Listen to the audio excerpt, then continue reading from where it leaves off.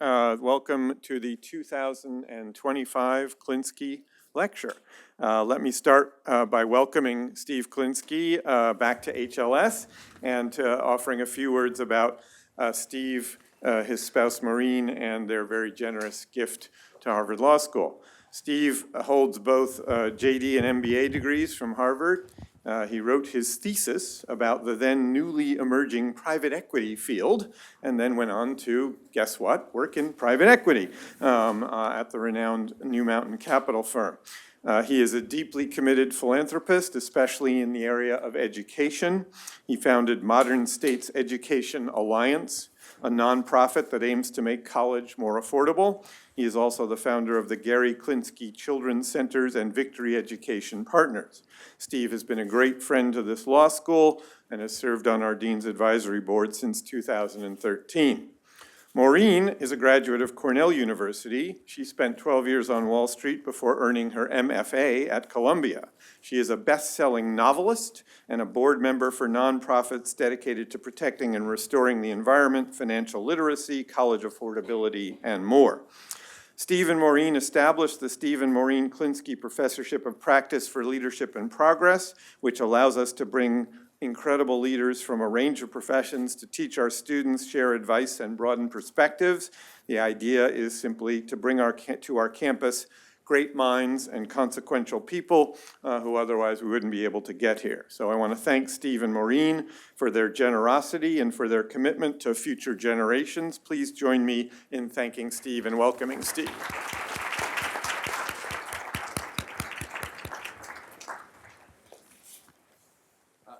I'll be very brief. It's great to be back at campus. I say this every year, but I still remember when I was an undergrad, and you know, the admissions letters used to come as physical mail, and you could tell whether it was a thick letter or a thin letter, and getting the thick letter was, you know, changed my life, and is, you know, so I'm thrilled to come back and be here at the law school. I was one of the first people in leverage buyouts, but that's because my grades were not good enough to become Solicitor General. And I switched gears. So I'm here, thrilled to be back here and thrilled to have such a great visiting professor and to see you all. So thank you very, very much.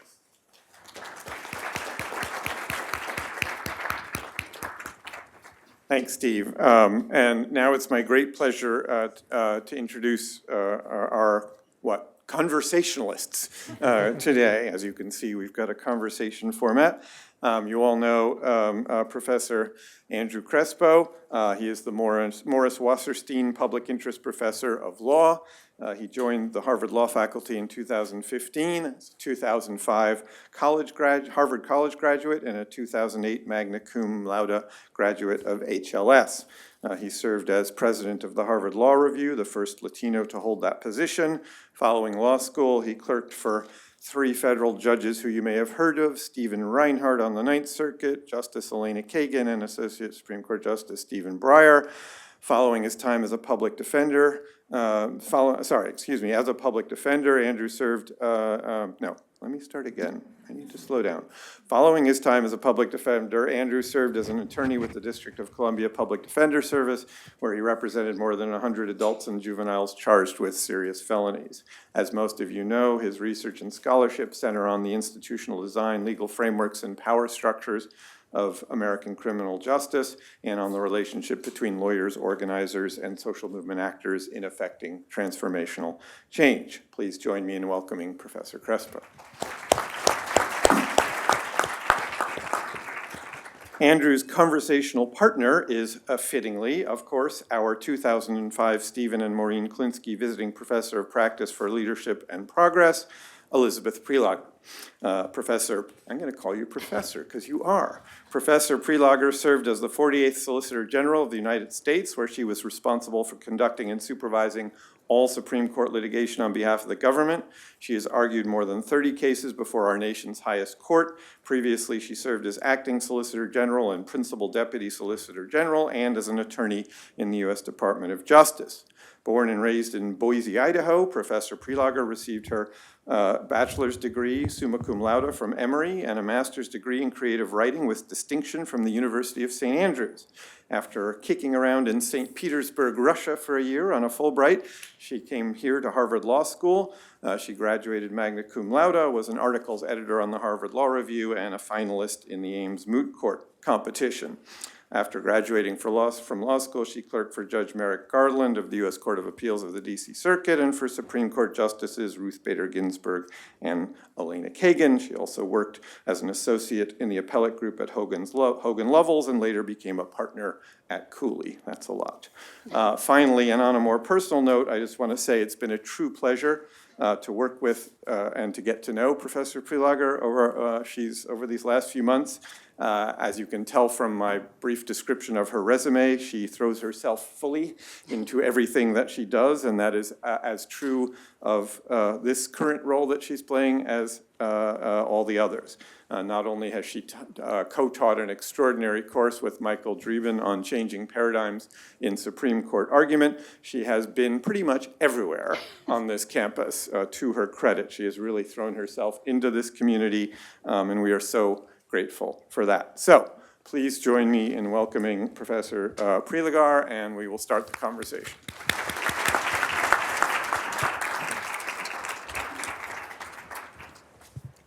Well, I would just like to add my thanks to you for being here, and just for those of you who were tracking the biographies, Elizabeth and I were classmates here and on the law review together, and then clerked together for Justice Kagan. So for me, this is a special treat to just get to spend time with a dear, dear friend and to say that we're so glad you're back and welcome home.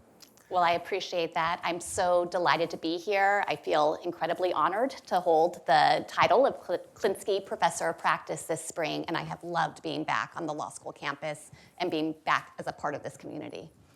Well, let's just start with some of the basics for everyone. You know, as the dean said, you were the 48th Solicitor General of the United States. This is a position that Congress created back in 1870, the fourth highest ranking position in the Department of Justice after the Attorney General, the Deputy, and the Associate, and the sort of top litigator for the United States. I think probably familiar to most folks as the person who's responsible for representing the United States and the executive branch in the Supreme Court. But I imagine there's sort of a lot more to the job from the perspective of someone who actually held it for the entirety of the Biden presidency. So can you just start by giving us a kind of overview of what this job was and what filled your days? Sure, and as I learned with on-the-ground training, there is much more to the job than just standing up in the Supreme Court and arguing cases, although that's obviously a big part of it and probably what the Solicitor General is most well known for. I always think of the work as principally falling into three buckets. The first category is all of the Supreme Court merits work, and there is a lot of that for the federal government. I think in the most recent term that concluded, the federal government participated in something like 90% of the cases the Supreme Court was hearing. That was, many cases as a party where a federal agency had been sued, or maybe it came out of a federal criminal prosecution. But there are also a lot of cases in which the United States chooses to participate as an amicus, a friend of the court. And I think what people might not know is that actually in that category of cases, the ones where we're not a party and haven't previously staked out a position, there is an enormous amount of behind-the-scenes work that goes into figuring out, is this a case where the United States has a substantial interest and should come in? And then critically, what should we come in to say?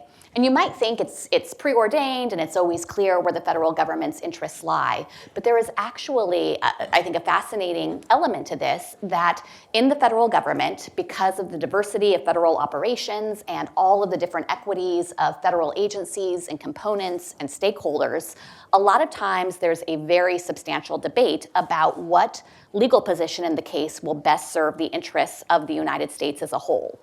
And the way I always illustrate this is, imagine a hypothetical case coming out of a workplace discrimination suit, a Title VII case in the private sector.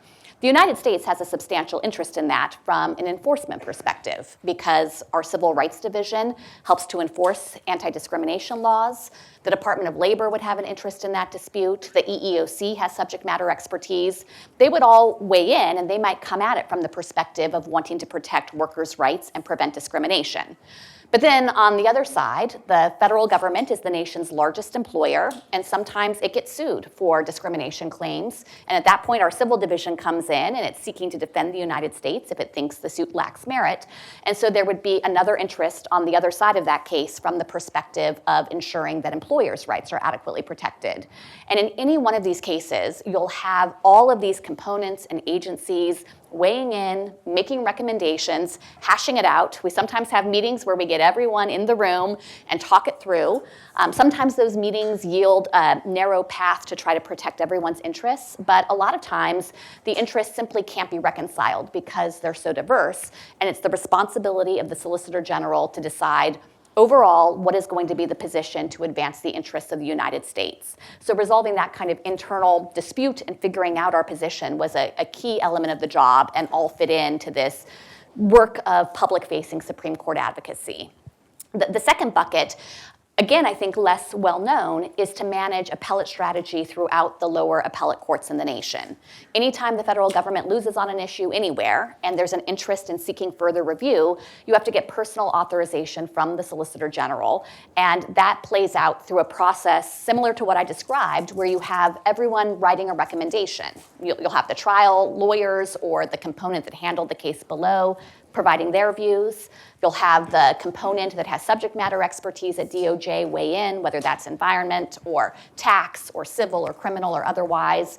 And agencies likewise are invited to weigh in. And there again, a lot of times the answer is clear and everyone agrees we should go up on appeal. But we always have to be thinking, are we going to take this bad district court decision and turn it into an even worse circuit court precedent? Do we have reasonable legal arguments? What should those arguments be? And so that consumes office resources to try to figure it out. And the whole point of funneling it through the central decision maker is to try to achieve consistency in positions and make sure that these arguments are being advanced with the broader perspective of the United States interest in mind and not just the more narrow-focused interests in a particular piece of litigation. And then finally, the last bucket, which is really just a catch-all in my mind, but one of my favorite aspects of the job was being a true advisor and consultant within the executive branch. I had client agencies who would be contemplating massive rulemakings, the kinds of action that touch on Americans' everyday lives in myriad ways. And we would often be able to come in at an early stage and help them game out where the litigation vulnerability was, how to think about crafting policy in light of those litigation risks, and ultimately advising them on options given where the courts are, given especially where the Supreme Court is, and providing that kind of advice and consultation at the outset of a case. Your third bucket in some ways feels the most familiar in terms of there's a very clear client. The agency has a set of goals it wants. It needs advice. You're giving it sort of assessments of risk or which ways the regulation can best be crafted to insulate against being taken down in court. But the first two are sort of striking in how much you use the word the decision maker for competing interests within the executive branch and kept referring to basically in the interests of the United States, right? I guess I'm trying to think how you think through, it reminded me of this class I took with David Barron here when I was a student, when he was reflecting on running OLC, which similarly has to do kind of advice type roles. He spent the whole semester on the question of who is the client, right? When you're the head of OLC, who's the client? And I guess hearing you, when you're trying to figure out how to be the decision maker vis-a-vis all these competing interests within the government and trying to think of it in respect of the interests of the United States, do you actually have a conception of a client in mind that you're trying to sort of act as a agent on behalf of or a fiduciary of? Or is the United States just so abstract in its interest that really it just means your job is to be a decision maker and in some ways maybe even a quasi-policy shaper when there are these internal conflicts among these different agencies that are coming to you and saying, we want this position, that position? Well, I definitely thought of myself as having a client, and the client was the United States of America. And you're exactly right. That's a unique client. It doesn't look maybe anything like many of the kind of traditional clients you see in litigation, in part because it has a diversity of interests, and in part because it really has institutional interests that transcend a particular case. But I thought always that my role and responsibility as SG was to act in the best interests of what would advance those long-term goals and institutional interests of the United States. And all of the process I was describing earlier was really aimed at and geared towards faithfully discharging responsibilities to the client through that kind of conception. There was an SG, Francis Biddle, who in a speech publicly said, the client is but an abstraction. And I guess I couldn't disagree more. Obviously, the United States is this special entity, but it's not like it has abstract interests. It has very concrete interests in advancing the policies of administrative agencies and allowing those to take effect, in upholding the rule of law, in protecting the rights of citizens. And so I think that there are very concrete interests at stake. It just creates a bit of a challenge to try to manage all of the competing equities that might go into play in trying to decide how that client's interests are best served in a particular case. When you first talked about the competing equities, it was in an intra-branch kind of way, different agencies that are sort of, all part of the executive branch. But I'm curious if these challenges are different or heightened when you are called upon as SG to get involved in cases that are actually conflicts within sort of branches of the government, right? The SG works for the president, but most of your cases are defending congressional statutes. And then there's this really unique relationship with the Supreme Court, right? I remember when we were clerking and they would give tours of the building, they would point to the SG's office in the building and say the Solicitor General is the only person in the United States government other than the Vice President who has an office in 2 different branches of government. Yes, that's true. How do you think of that piece of it, this sort of, if the client is the United States, and the United States has these sort of components that sometimes are actually in conflict with each other, does that change the dynamic of trying to think through the role that you had? Well, I think it introduces an additional layer of complexity in certain cases, because one of the interests of the United States, as you noted, Andrew, is defending Congress's work. So there is a norm and a longstanding tradition at the Department of Justice to defend an act of Congress against a constitutional challenge unless there are no reasonable arguments to be made in defense of that statute. There's a slight exception to this norm in situations where Congress's statute encroaches on the interests of the presidency. So you could imagine, a statute that limits the president from removing a principal officer, or some kind of foundational separation of powers, a disagreement between the branches. In that context, then the Department of Justice defends the office of the presidency and the prerogatives of Article 2. But usually, congressional statutes don't encroach on presidential prerogatives in that direct a fashion. And at that point, there really is an element of defending the client's interests that extend to defending Congress's work. And that can create some challenging situations. I had a case very early on in my tenure as Solicitor General. I might have even been acting SG at the relevant time, where Congress had enacted a statute that denied equal supplemental security income benefits to residents of Puerto Rico, who of course are US citizens, and that was challenged on equal protection grounds. It actually came up through the First Circuit here, and ultimately the Supreme Court granted review of this issue. So there was a constitutional challenge to Congress's statute. President Biden had publicly staked out the position that this was a very flawed statute as a policy matter. He disagreed strongly with the statute. He had called on Congress to repeal it. And there we were in the position of having a live case that raised the issue of whether the statute would remain in effect. But it was a constitutional challenge. And if you looked at Supreme Court precedent and looked at the relevant equal protection doctrine, there was certainly a reasonable argument to be made in defense of the statute's constitutionality, putting aside the policy wisdom. So ultimately, that's what we said in court. On the day we filed our brief in the Supreme Court, the president issued a statement.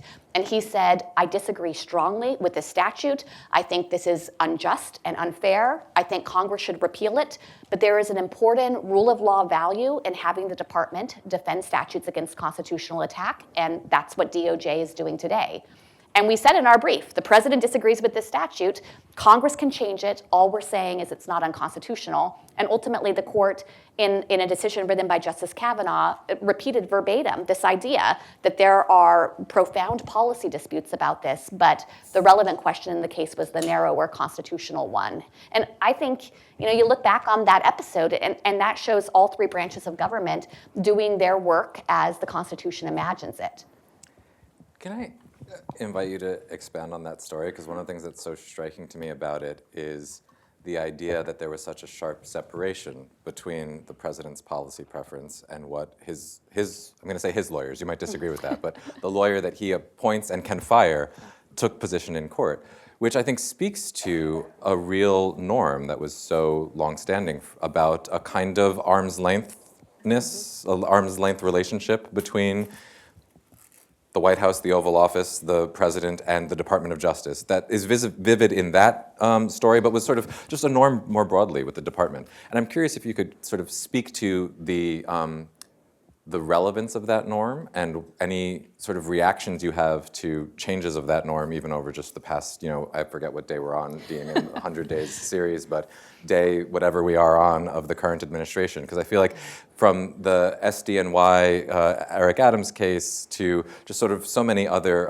personnel level type reactions of the Department of Justice, the story you're telling feels almost from another time, right?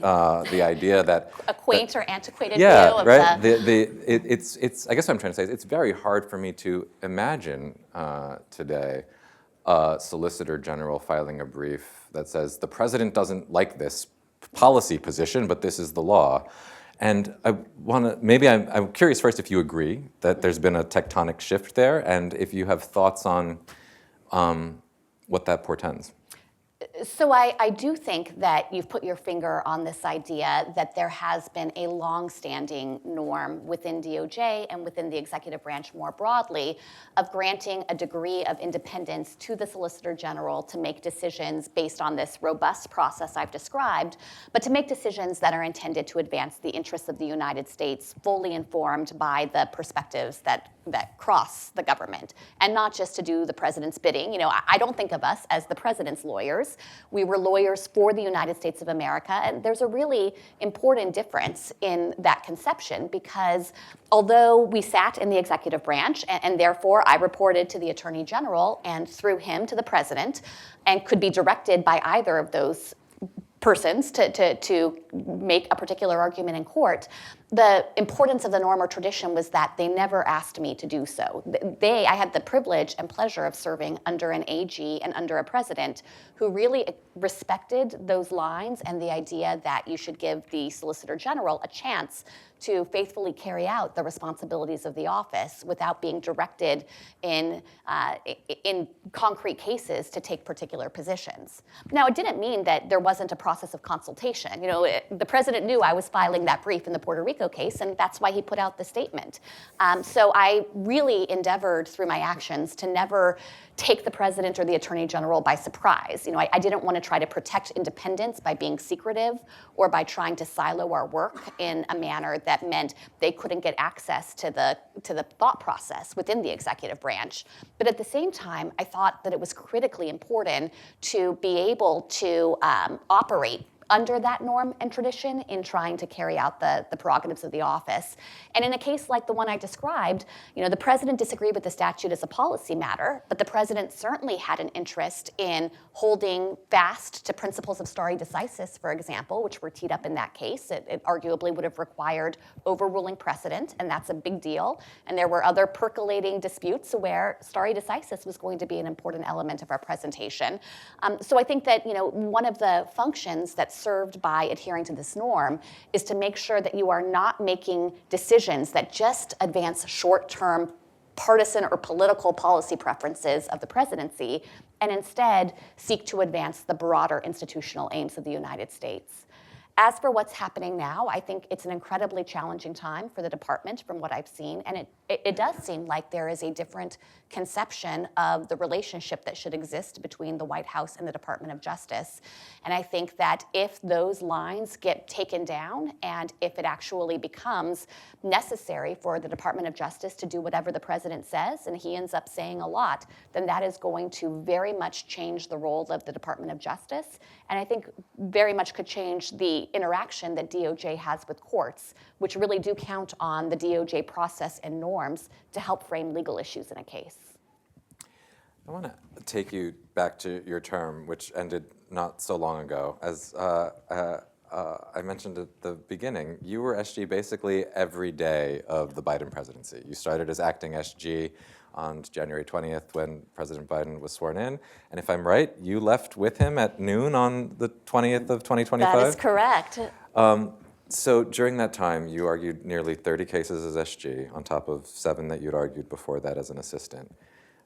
These included Dobbs v. Jackson Women's Health, which overruled Roe v. Wade and ended the constitutional right to abortion, SFFA v. Harvard, which ended affirmative action, Biden v. Nebraska, which ended President Biden's attempt to cancel student debt across the country, Loper Bright, which overruled Chevron. These are just a few of the headline-grabbing cases that you briefed, argued, presented to the court. You have unfairly focused on 4 big cases say, I lost. I was going to say, and there were some others, I promise. And I was going to say, and you won a bunch too.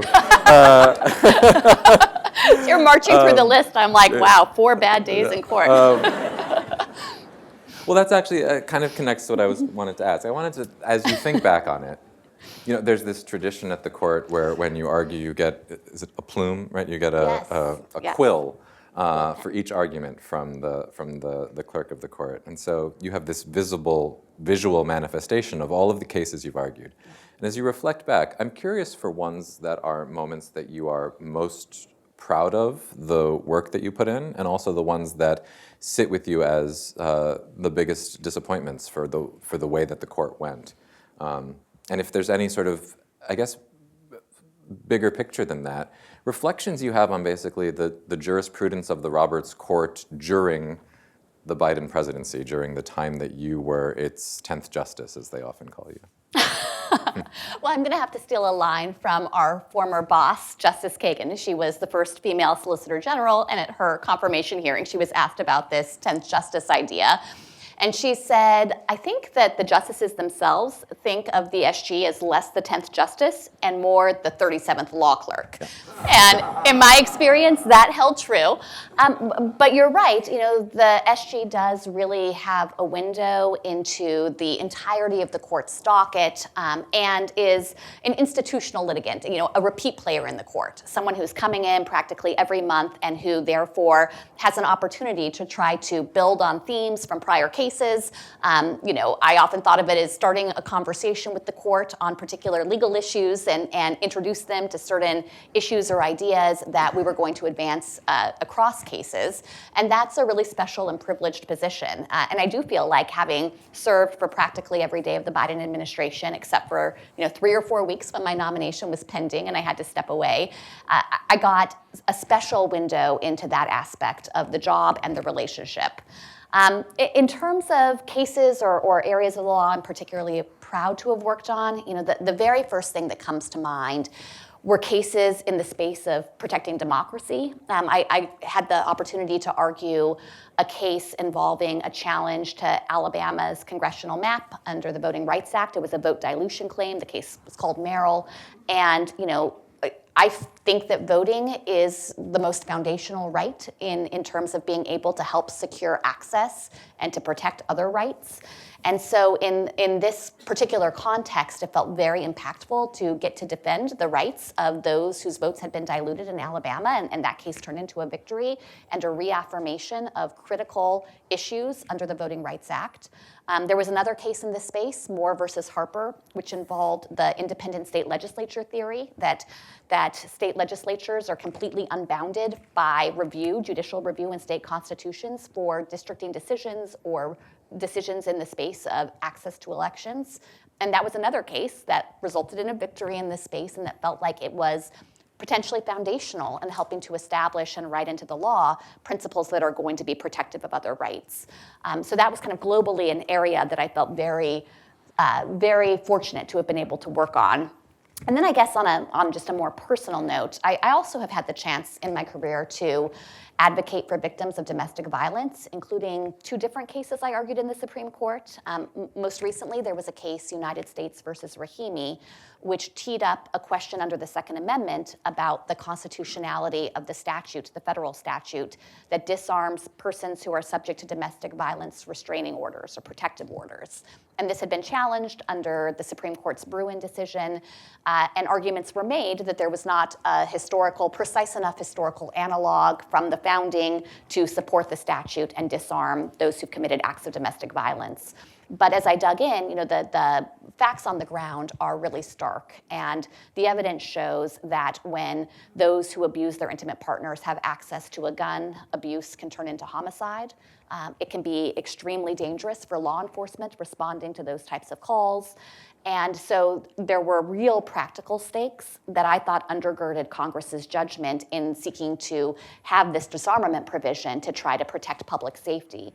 And the court ultimately ruled in our favor in that case in a way that I think will have important implications for the constitutionality of the federal firearms laws more broadly, but also just in the context of that case, it was a decision where I thought, I think maybe some lives got saved today through our advocacy, because this is going to be a critical tool to help protect the rights of those who are abused.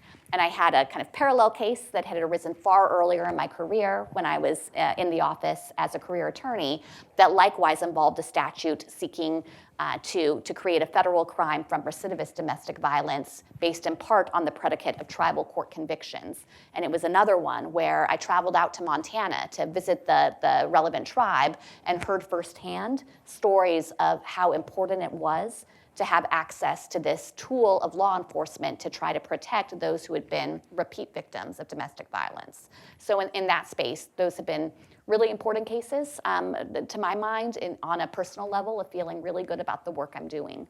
All right, you asked me too about biggest disappointments. Well, your list kind of captures it. I mean, if I had to pick just one, probably the toughest day for me was the day I argued Dobbs.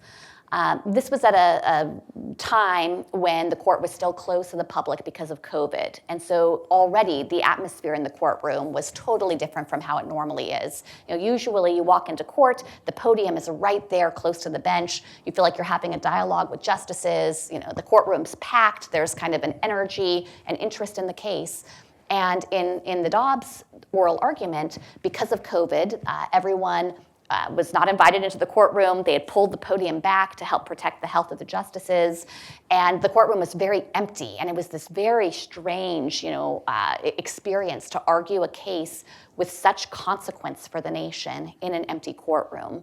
And then, of course, the justices in that case, I think, largely through the oral argument and through their questions, signaled where they were going with the eventual decision. And that was really hard because so many cases that I argue, of course, have a lot of impact on the nation and on citizens.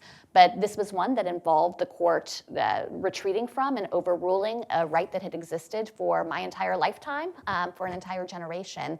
And I felt very distinctly how profound those stakes were for the nation. Broader trends, you asked, right? So, broader trends over the course of my tenure as SG, two immediately come to mind. The first is the rising prominence of the court's emergency docket. The emergency docket is much in the news these days, and it has been for about the last decade or so. But it's a relatively recent phenomenon to have so many big cases go up in an emergency posture and to have the court give those early signals about its views on the merits of a case.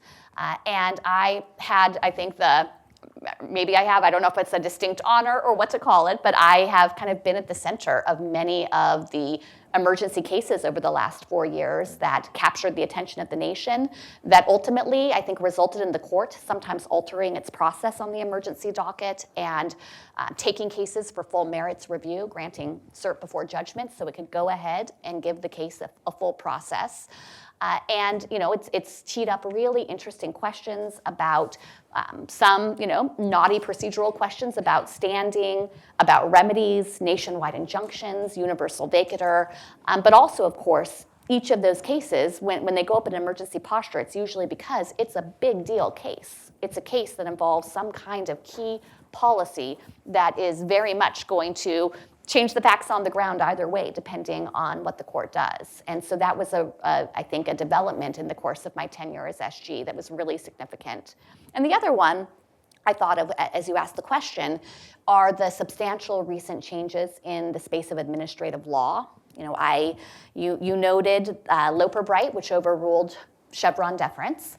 There was also the emergence and invigoration of the major questions doctrine.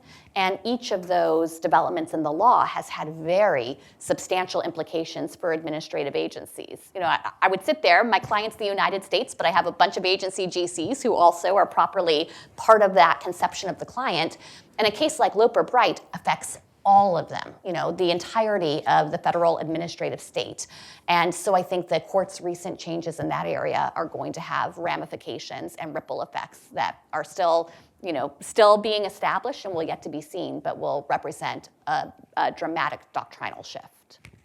I'm having the realization sitting here, it's like, I've never interviewed a Solicitor General before, and it's like, oh, if you ask a 3-part question, you will get a 3-part answer that is laid out with a Roman numeral 1, Roman numeral 1A, 1B, 2A, 2B. It's actually leaving me so many different threads that I want to pick up on from that answer. 2 that I'm going to try to tie together. One is you saying that you felt most proud of the work you did that felt like it was defending democracy. And then another thread on the emergency docket, because, you know, as you say that, I struggle every day to figure out how to have conversations that are situated in acknowledging the moment that we're living through, right? I think that, you know, for me, I feel real fears about whether our constitutional democracy is going to continue and survive the next few years, and that we're seeing such daily experiments with executive power that put the foundations of the democracy at some real risk and that are constantly being challenged in court now, right? There were, 20 TROs or so, and we're starting now for the first time to really see them filtering up to the emergency docket you're talking about.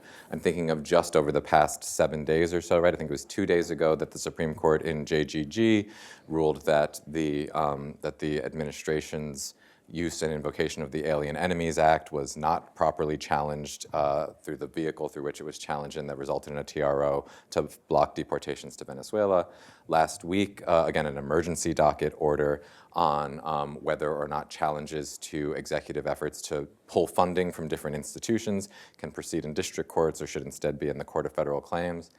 These, I think, for so many people, especially in our profession across the country, are the beginnings of tea leaves that everyone's trying to read on the big picture question, which is, what will the Supreme Court do when these tests to the constitutional order, to judicial orders, these contests over whether or not the judiciary will actually be listened to in these cases, make their way up to these 9 lawyers, these 9 justices, who are going to be sitting directly at the fulcrum of some of, I think, the biggest contests over American constitutional democracy that maybe we'll have ever seen in the history of the country.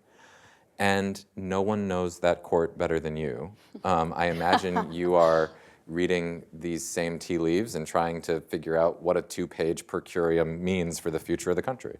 And so I'm curious, from someone who knows this court so well, what you are looking for, what you are hoping for, what you are expecting, what signs you're looking for as signals of what might be indications of how the court's going to confront what I suspect most of the justices, at least some of them, think of as the most consequential years that the court may have ever faced. Well, I love this question for a few reasons. I'm teaching a module on the emergency docket next week in my class here at Harvard, and so I have just been pouring through all of the recent decisions on the emergency docket and doing exactly what you said, parsing them and trying to make sense of what the court is doing here and where it's going. And I also love this question because when I was SG and people would ask me to make predictions, I would say, oh, I can't possibly, I have no opinion or view on that, and would always take a hard pass. But I guess now You're liberated now. I'm Professor Prelogar. Professors give their opinions on everything. I can just give you all my thoughts. So, let me just take a step back and say, you used the word consequential, and I think you're exactly right. We're at an incredibly consequential moment in our country, in our constitutional order, in our democracy. I am a big believer in the wisdom of our Constitution and the separation of powers, the idea of checks and balances. Right now, we have an executive branch which is making very aggressive claims of broad executive authority. And we don't have Congress checking that exercise of authority right now. And so what that means is everything, the backstop is the lower courts and in particular the Supreme Court. And I think that puts a lot of pressure on Article 3 in the judiciary, but it is a core function of our judicial system to hold the other branches of government to account, to review their work, and to call the cases, based on the law and the rule of law. So I think that this is a critical moment for the court and our order. Then the question becomes, what is the court going to do in this moment? And that story, I think, is still being written. You look at the early signs from the emergency docket, which is the only way we've gotten insight into this so far. And the court seems to be in a posture of not wanting to insert itself too soon and in too big a way. So there have been a number of decisions where it seems as though the court's decision has resulted in prompting lower courts to kind of change their action a little bit. You saw that with one of the removal cases, the removal of the special counsel. The court kind of sat on it, and then the lower courts issued rulings that obviated the need for Supreme Court review. In the most recent cases, the headlines say, the court's given a huge win to the Trump administration, but if you look at those, they're always on these technical procedural grounds. The court has not taken on the merits of those cases or looked at the underlying legality of executive action, and instead it suggested you have to sue in a different court or you have to pursue a different form of relief. And I think that shows the court being cautious. And I think, maybe that's in part due to concerns about resolving big ticket issues on the emergency docket. There are very legitimate concerns because it's truncated review. You don't have much opportunity for briefing. There's not been full percolation of the issues in the lower courts. It's rushed, high-stakes decision-making. So I think maybe the court doesn't want to take on some of these fundamental questions in an emergency posture. But of course, the decisions the court reaches do have implications for what actually happens on the ground. And so I think the big question mark that remains in my mind is, what is the point at which the court doesn't have this off-ramp where it really has the case and it needs to make reach a ruling on the legal merits? And I guess I would expect that the court is not going to pull its punches and it's going to fulfill its duty under Article 3, but we're not there yet. Hearing you describe it as such a consequential moment for our democracy makes me sort of think you have such a, unique set of perspectives on this moment, right? I mean, you were on the Mueller team that investigated the current president the first time around. I think among the many reasons that you were sought after for that were being a brilliant lawyer from the SG's office, but also having lots of expertise on Russia, having spent time there, and also having gone there to study censorship, and having a perspective on authoritarianism that is international. But also, you were the nation's top lawyer and have a unique figure within the profession. I'm curious, for me, over the past few weeks, one of the critical danger signs of the authoritarian threats that I'm seeing are attacks on not just the constitutional order and courts, but on our profession, on the legal profession. Efforts to basically punish lawyers for taking positions in court, for having represented certain people or taken certain positions. I mean, colleagues of yours who now, if they work at a law firm, they might see that their law firm is targeted because of the work that they did alongside of you. And I'm just curious how you respond to or react to those attacks on the profession, and whether there are things that you hope to see these institutions under attack doing, in this moment of testing and choice, as someone who is, a leader of the bar by virtue of the position you had.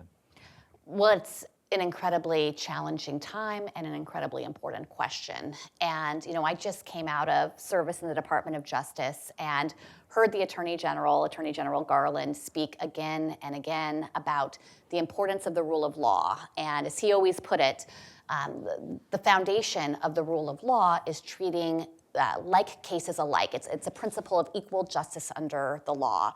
You don't have one rule for friends and another for foes, one rule for Republicans and another for Democrats, one for the rich and one for the poor, one for the powerful and one for the powerless. It's about treating like cases alike and holding fast to those rule of law principles.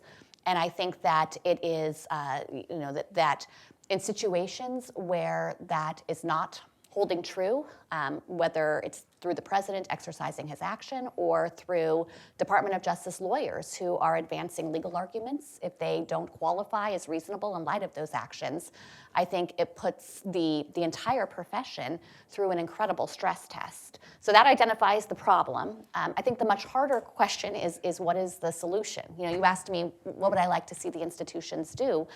I think this is a moment to stand up. It has been key in our society and in our democracy to hold the executive to account. And there is a legal system that is designed to deal with an issue like this one. If there are very strong legal claims, then go out there and fight. And the law firms, for example, that have filed suit are winning in court because their arguments are so airtight under principles of First Amendment law and otherwise. But I think there's also, it's a time to stand up, but it's also a time to stand together. I think the firms that have taken a different route have pointed to this collective action problem, where if the administration can kind of pick off firms one by one or target universities one by one, there can be an issue where in the short term there can be a lot of pain in standing up. And yet to do it together, with all firms banding together, with all institutions of higher education banding together, I think could make a really critical difference at this moment when the stakes arguably couldn't be higher. I couldn't agree with you more. And I guess I maybe have a question that takes this to a bit more of just a personal level and maybe an advice-giving level, which is, when you were describing that just now, I was thinking of individual people, right, who are going to make these decisions, leaders of these firms. It echoed, though, too, when you were describing earlier just the feeling of being the person standing at a podium in an empty room and feeling like you had a lot of people counting on the decision you were making, and it was a consequential one or the way that you were doing your job. I guess the question I have is, stress test captures it well. So many of us right now are living through really consequential decisions we have to make for ourselves, for our profession, for the institutions that we're responsible for our families. And I guess I'm just curious, as someone who has had to be in these high-stakes, high-pressure situations, things that have kept you grounded through that, ways that you've been able to, I don't know, stand in that empty room knowing, gosh, there are millions of people counting on me right now, and then have either the focus or the presence. Where do you find that? So that's a great question. The first thing I would say is I think it is so important not to do it alone. I think that trying to get the best advice and consultation from a wide variety of sources, as I described when I was SG and going through this decision-making process, sometimes there were really hard legal issues, and I had to really draw on the expertise and advice and wisdom of a collective across the federal government who were acting with the best interests of the federal government in mind. And so I guess I would urge decision makers to look for their team and their support system in navigating really difficult decisions. But the other thing I think I learned from on-the-job experience as SG is that sometimes when a decision feels incredibly consequential, my instinct was dig in more, read more cases, do more thinking, talk to more people. But sometimes it just comes down to an exercise of judgment. And it's the responsibility of the decision maker to make that hard decision. And I remember when I was new to the job, very early on, I had an incredibly consequential decision that I'm not going to describe in any detail to protect privilege. But I had agencies that were diametrically opposed, and the stakes were high, and I was really struggling with what the right answer was.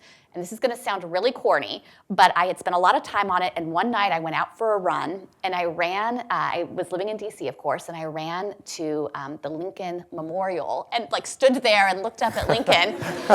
This seriously happened. Very Jed Bartlett. Seriously happened, and thought to myself, I have been put in this role to exercise my judgment. And this is a hard issue when you think about the interests of the United States, which line up on both sides. But it's not a hard issue when you think about what is the just or right answer in this context. And I'm going to do that thing. And that's what I ended up deciding. That's such an inspiring answer. I mean, I've asked you a bunch of heavy questions, and I'm just curious if you have moments of either levity from the job at the, being up there. I mean, I remember, I think there's a law professor who went through and counted all the times they put laughter in the transcript. Yes. And would keep track of who were the funniest advocates or the funniest justices. But I'm just curious if there's any either, war stories or moments that as you reflect back on 4 years of being SG that are moments that you reflect on with just a memory of like, well, gosh, that's something I'm going to sort of have as a crystal memory for the rest of my life about what that term of service was like. Oh, so many. You asked me in the last question, you said something about being grounded, and the moments of levity for me on this job, or the things that have most frequently kept me grounded, are interactions with my kids. So I have 2 sons. They're 11 and 13 now. They were obviously much younger when I started in this role. And, there have been so many instances where, you're the SG, you're making decisions every day that have enormous consequence. You're going into the Supreme Court every month and arguing the most important case that month. And, my kids made sure that I never got to thinking I was a big deal because of all of this stuff. And I'm thinking in particular of an incident last term where I was arguing the case involving access to mifepristone, seeking review of the FDA's decision to approve mifepristone under particular conditions of use.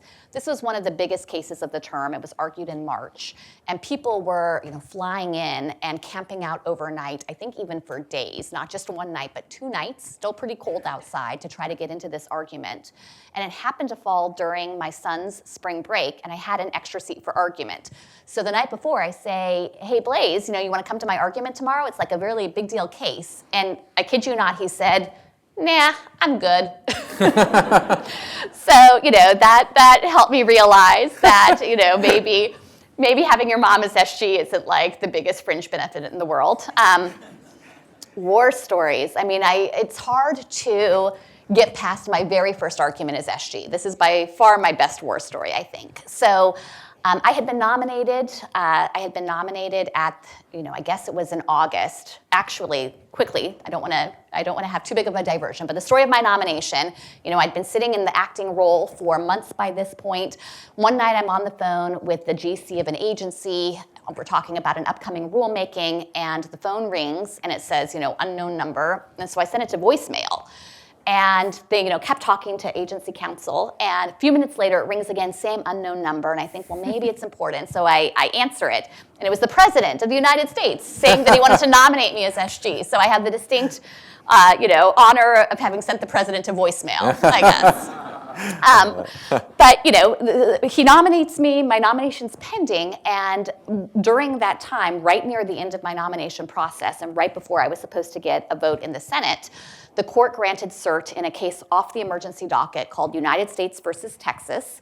Several of those while I was SG, given all the litigation in Texas. But this one involved the Texas statute, SB 8, which banned abortion after 6 weeks, obviously unconstitutional at the time because Dobbs had not yet been decided, but it had this enforcement mechanism to outsource enforcement to private parties. And it was this very obvious and blatant attempt to evade judicial review, because if you had private parties enforce, maybe there's no pre-enforcement remedy under Ex parte Young. So the whole question was this procedural one of how do you get to court to try to challenge this clearly unconstitutional law. And the court granted it off the emergency docket and set it for oral argument 9 days later, while ordering comprehensive briefing in the meantime, simultaneous opening briefs and replies, so a full round of briefing. My nomination's pending. I've been told you're probably going to get a vote this week. And so I started jumping into prep on the theory that if I were confirmed in time, I would need to argue this case. And actually, as it played out, I got my confirmation vote on a Thursday. This was the Thursday before the Monday argument. And I was in my first moot court when Congress was voting. So I didn't even watch, on C-SPAN, the scintillating 30 minutes where Congress was voting on my nomination. And instead, one of my deputies in the office came into the conference room where I was mooting and gave a thumbs up. And that's how I found out I'm now, confirmed as Solicitor General. And then one of my colleagues who was on the moot court panel began the very next question by addressing me as General Prelogar. So it's kind of this nice moment. But then, it's Thursday now, arguments Monday morning. I have to get sworn in. And so the Attorney General set the swearing in for the next day. We're filing our reply brief that day. So we set the swearing in for 5:15, replies due at 5. We needed every minute. So we file at 5, and then I threw on my special occasion suit and my grandmother's pearls, and I ran down the hallway to the AG's office. And he starts the swearing-in process with these, very nice remarks about how glad he was to have me in this role, and actually it couldn't be a more important time because there's this important case that's being argued Monday, foundational to the rule of law. And I'm sitting there thinking, we gotta hurry this up because I've got this case on Monday that you're talking about. It's critical to the rule of law. So that's Friday night. Now, the weekend, I did not get my first weekend as SG off work because I've got the Monday argument. But as luck would have it, that Sunday is Halloween. And in my household, Halloween is a critically important holiday, especially because this was right after COVID. The kids hadn't been out trick-or-treating. And they made very clear to me that oral arguments did not give you a hall pass from trick-or-treating, and I was expected to be there. So that's how I found myself the night before my first oral argument as SG in a case critical to the rule of law, walking the streets of my neighborhood with my 2 kids. One was a Rubik's Cube, and one was a plague doctor. He took COVID to the next level. And we're heading out. And just before we go, my older son said, Mom, he always has a target in mind for how much candy he wants to get. And he said, Mom, this year I want 200 pieces of candy before I stop. I want to go for hours. And I'm thinking, oh my goodness, I'm usually that mom who's just take one at every house. And on this trick-or-treating, I might have looked at the take a handful, let's get to 200. So we're walking down the block, and we run into a neighbor, and he says, hey, what's going on with you guys? And I said, well, I just got confirmed as SG, and my first argument's tomorrow morning in this case. And he said, I guess women really can have it all. Not what I was thinking in that moment. So that was my first oral argument experience as SG, probably my best war story. I do have to say, it gave me this great mental trick because after I went through that experience of 9 days from grant to argument, I felt like I can do anything. Anytime I felt like I was too busy and the schedule was too compressed and the argument was coming up too soon, I could always compare it to that first experience and think, well, it's a lot more time than that. So I walked away being glad to have had that experience. So now if any of you in the audience are wondering why at the end of the semester we make you take 5 exams all in 6 days Yes. and study for them nonstop and only give you 3 or 4 or 8 hours to do them, it's because that's how you get prepared to be a Solicitor General. I think we might have time. I'm looking for maybe a question from the audience. If there's anyone who has a question for General Prelogar, there's one back there. So I read in the Washington Post this morning that Ed Needler is retiring, and that more than half of the assistants in the office are looking for exits as well. And so I guess the question is for lawyers who want to continue to work on behalf of the United States, but are not comfortable or are not looking to continue working in this particular Department of Justice, what would you say to that group of people? Well, I get a version of this question sometimes of, I'm someone, a law student who has long contemplated a career in public service and always imagined myself going to DOJ. And that's right where I was also as a law student. And I think that public service, it is such a privilege to get to work on behalf of the government and to get to work with extraordinary colleagues in advancing the mission of the United States. And I don't want to discourage anyone from being drawn to the department or from public service. But as your question touched on, I understand the concern about the current Department of Justice. And what I've been saying is, I think what that means is you have to ask yourself a question of timing. It's not like it used to be that to get into DOJ, you frequently had to go through the honors program. It could be very hard to get hired into the department from a lateral position. But I think that looking forward into the future, in part because the honors program currently has been dismantled and many offers have been withdrawn, there is going to be a need for department lawyers to come in, and there will be those opportunities in the future. And so I would encourage everyone who is drawn to public service to keep that alive and to think about, you know, the right timing to try to go into the department and to execute on that, and not think that if it's not right now, if you are a person who doesn't feel comfortable with the positions and the advocacy that would have to happen right now, that doesn't mean never, and that's the advice I would give. Well, please join me in thanking General Prelogar for being with us today. That was great. Thank you so much.